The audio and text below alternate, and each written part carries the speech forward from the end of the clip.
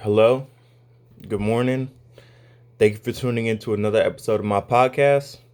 Today's podcast will be on Don't Let the Situation Change You. And as usual, I'm going to begin this podcast with a quote. You are born to persistently change your negative conditions instead of being changed by them. And that's a quote by Edmund Mbaeka. We will always face trials in our life. That's a fact. To be alive is to face trials. Like there will never be a moment in your time where you will a moment in your life where you will exist and you will not face trials. That's just a part of life. The only time that we'll exist or will cease to exist is when our trials and our hardships will cease to exist. As long as we live, breathe, and exist on this earth, we're gonna face trials and hardships and mountains that we have to climb and everything like we spoke about in the podcast in earlier episodes. Everything kind of moves in an ebb and flow. So I mean you can rest assured that as bad as some things get, there's a positive aspect or rest that's gonna come um from that trial or tribulation. Now I can't promise you how long your trial will last. I can't promise you how long your tribulation will last, but everything has an end. Even if it doesn't look that way, everything has an end. Um, my grandfather was paralyzed for the better part of his adult life until he passed away. And even though he was paralyzed, his spirit wasn't defeated. He still existed and thrived in life despite his condition. He went to work and provided for his family. He was able to drive a vehicle and he took me places and taught me things. So instead of letting his condition change him for the worse, he let his condition be what it is. It is a fact that he was paralyzed, but he didn't let it change him. Like he still had an upbeat attitude. He was still the same person that he was before he got paralyzed. He just wasn't able to do all the things that he did before he was paralyzed. And again, my grandfather's a great source of inspiration because under similar circumstances, I'm not sure um how I would exist. I would hope that things would be the same, that I had the same strength that my grandfather has, which I believe I do. I just have to tap into it. But again, that's why I'm trying to pour in you guys and pour this stuff into the universe because I'm also speaking to myself as well. I'm going through some things, that I've been talking about in the last several podcasts where, this is just a reminder to not let my situation change me, to be authentic to myself and true to my principles. And I feel that if I need that message, there's somebody out there that needs that message as well. When you're facing these hardships, we should face them head on, identify and learn the lessons, and be changed for the better. So every hardship that you go through has a lesson. There's something that's to be learned through going through the hardship. If there wasn't, there would be no point in going through the hardship. Um, it would just be for naught. Sometimes we bring it on ourselves. Sometimes it's just life. But the important thing is, regardless of how we find ourselves in the hardship or how we find ourselves in the trial or situation, we need to identify the lesson and hold that lesson with us so that the next time we find ourselves in that situation, whether it's because of our own doing or because of the way life is, we can make it through it easier, or we just avoid it altogether because we've already learned that lesson and passed that test. There's no need for us to retake it or redo it. Sometimes in the midst of these struggles, we lose sight of our why, and sometimes we lose sight of ourselves. A lot of people get in situations and they get bogged down by how difficult things are and how there's no end in sight, and how every day is just the same as yesterday. But a lot of people forget the power of compounding. The power of compounding is consistent small action over a period of time. Like if you go, this is what compounding referred to in a lot of the stuff that I've read, but I'm translating it over to this. But usually it's in money.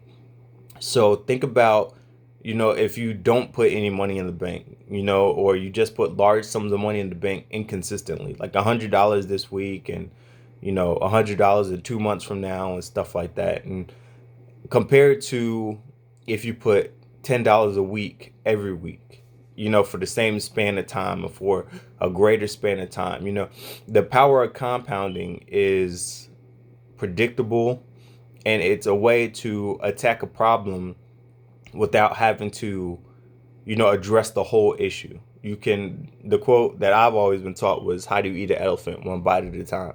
This is just a way for you to look at a problem, assess the problem, and to reach your goal just by taking small steps. The power and utilizing the power of compounding. In doing that, you can wake up each and every day and face your problem with the enthusiasm that today is just another small step in the right direction. You are who you say you are, and you're not going to be changed by this problem or this situation because you are who you say you are. You believe in your principles, your morals, your ethics, your foundation is all solid. So there's no need for this problem that is temporary to change you indefinitely, because you will exist longer than this problem will. This problem is only for a season. It's only a sentence or two in a chapter of the book that you're writing about your life. So there's no need to get bogged down in it and focus on it and woe is me. It's okay to to feel sorry for yourself and to kind of get in your feelings, but don't stay there. Feel sorry for yourself and move on. Do it anyways. It needs to be done. Instead of letting the situation change us for the better, oftentimes we let the situation change us for the worse. Situations are going to change you. It's just dependent on your perspective and your attitude how they're going to change you. And I argue that we need to let it change you for the better. Like, some people went to Marine Corps boot camp and all people go to Marine Corps boot camp and have vastly different experiences. Some people have really, really great experiences. Some people have really, really horrible experiences. And that's basically what sets the tone for their career.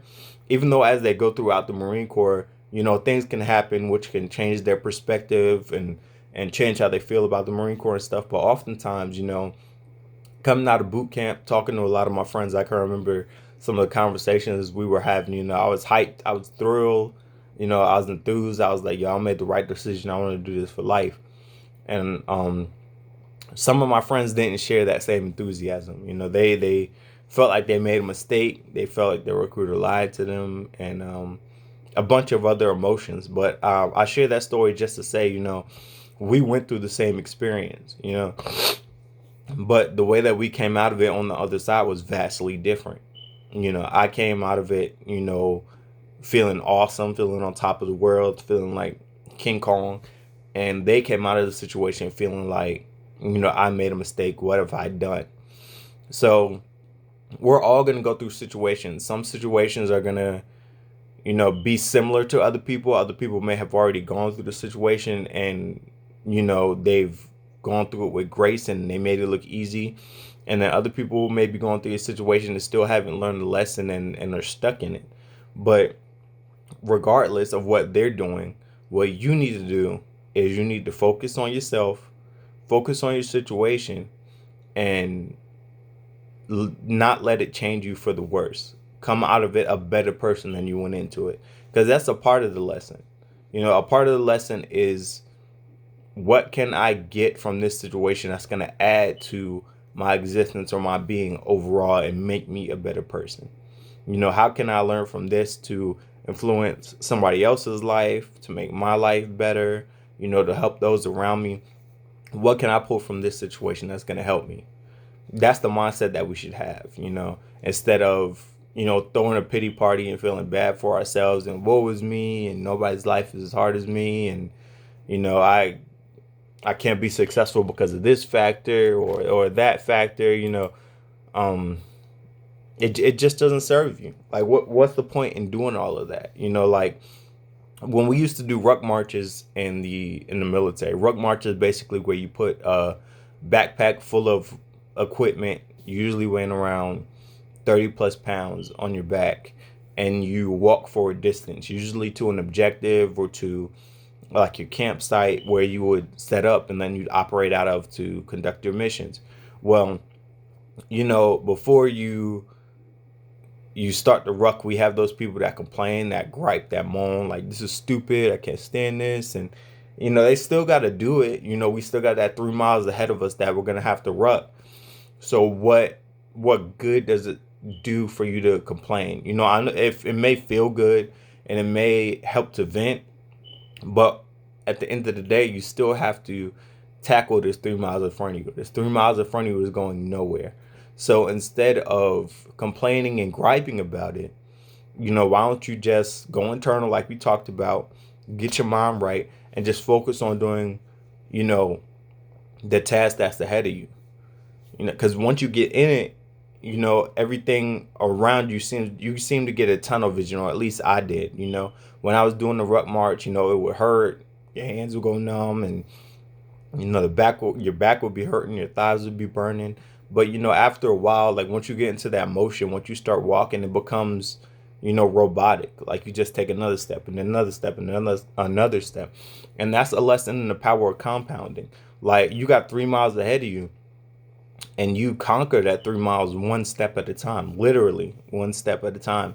And then once you conquer that 3 miles, at the end of it, you may hurt for a little bit, but then as you go about and conduct your missions and prepare things and plan and stuff like that, that pain generally goes away.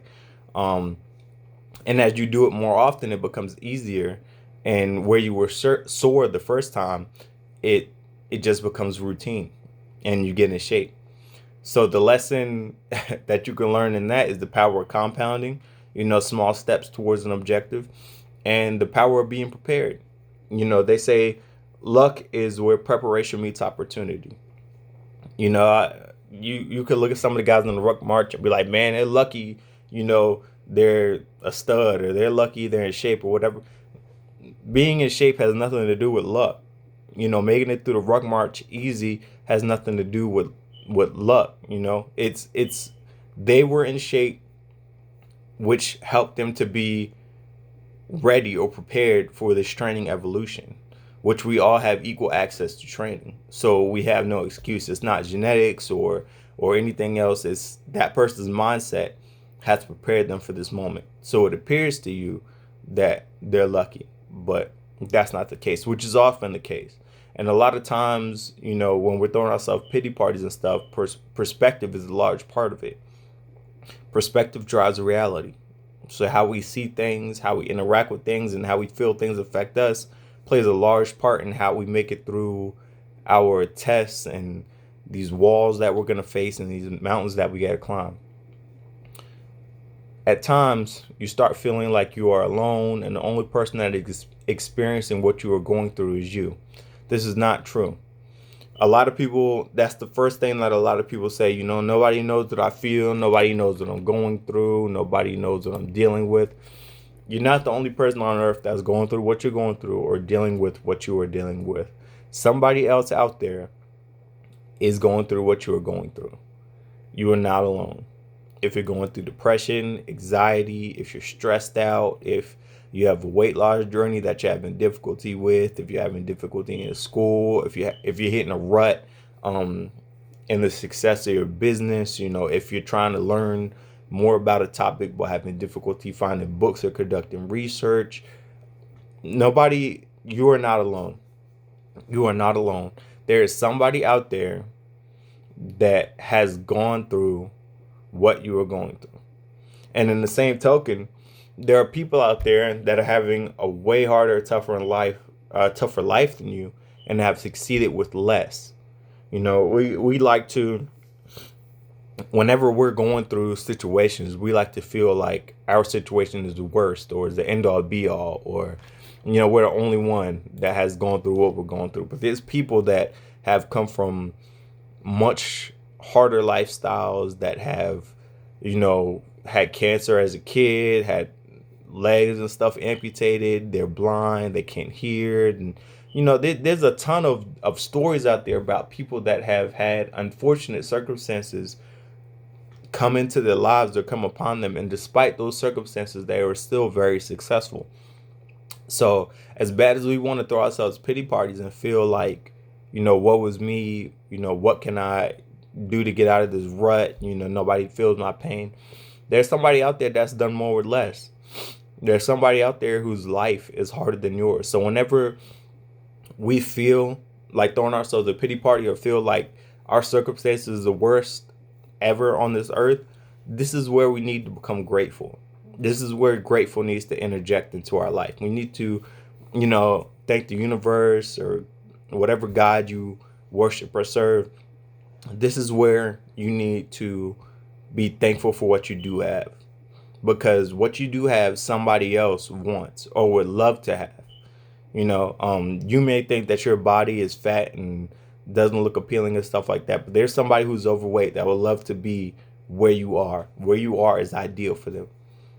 There's when I was in the military, there were sometimes I hated what we were doing, but I have some friends that tried to join the military but couldn't because of certain disqualifications. They would have loved to been in the position I was in, but unfortunately they couldn't because of their situation. And that's what we need to think about. We need to think outside of ourselves. Like people think that the universe is human centric, that we are the center of the universe and everything revolves around us, but it's actually not the case. We are but a speck in this universe, and if we cease to exist, the universe would keep ticking. Like nothing would stop. So we really need to put that in perspective and realize that there is a world outside of us. There is an existence outside of us, and our existence is only a small part of the bigger picture. And this problem that we're facing or hardship that we're facing is only a small part of a bigger picture. It's all about perspective. There are people out there who have made it through what you are currently going through and know the lesson you have to pass the test, and know the lesson you have to learn to pass the test. There is no shame in asking for help. There's no shame in asking for help. There is no shame in building a team. A team is a very important part of our development. Somebody that you could confide in, a mentor, a life coach, a counselor, a psychologist, a doctor. You need to build the team. Having people that you can confide in, having people that can give you varying perspectives and ways to look at things, having people that'll be on your team and on your side and that can cheer you through, having somebody that you could just call at all hours of the night and kind of just lay your burden on their shoulder and they're strong enough to carry the burden and listen to you. That's important. We need to have that in our lives, because a lot of people feel like it's weak to ask for help. And a lot of people feel that, especially men, that showing emotion is a sign of weakness. But emotional intelligence actually takes a lot of strength. Instead of walking around the world making everybody pay for your inability to control your emotions, why don't you step back and take time to invest in yourself and learn how to control your emotions? That way you won't find yourself in these precarious situations, where you step back and you're like, man, I can't figure out how I got here. When at the end of the day, you caused that problem yourself. There are people that are dealing with what you're dealing with who have passed the test already, whether gracefully or not, but they still have the answers to the test. So you can go to that person, have them on your team, like, hey, I'm having trouble with anger issues. What did you do to get through this? How did you manage to exist with the anger issues? And they can help you out, because having a team means instead of you having to specialize in everything and go through everything by yourself, you can have somebody on your team that specializes in that particular area who can help you out, and that might shorten the learning curve. Also, having a solid foundation to fall back on is extremely useful. When you're getting in the midst of your trials, your struggles, sometimes things get a little bit cloudy. Having a solid foundation to fall back on, your ethics, your morals, what you will and will not do, knowing who you are without a doubt, without the shadow of a doubt, that helps. That can help you navigate through the clouds and through the mist and get to that point that you make it through apparently. You make it through eventually, not apparently, I'm sorry. You make it through eventually. Having that foundation means that no matter how many times you fall, You got your principles to catch you. You got your morals to catch you. You got your ethics to catch you. And you can use those to give you strength to bring you back up with incremental movements and daily progress. The power of compounding. Also, it's important to remember the power of compounding. Small actions done on a consistent basis. We've talked about that already. This can be summed up, the power of compounding, with the Bill Gates quote: most people overestimate what they can do in 1 year and underestimate what they can do in 10.